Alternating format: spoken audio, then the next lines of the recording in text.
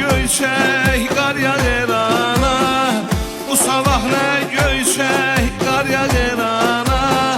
Ağdı ağaçların, damların üstü, ağdı ağaçların, damların üstü.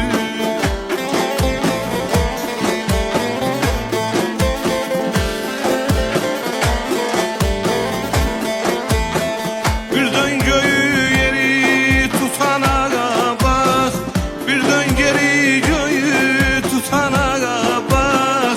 Kız elleri kimi dumağa bak, öyümüze ne göyçək qar yağır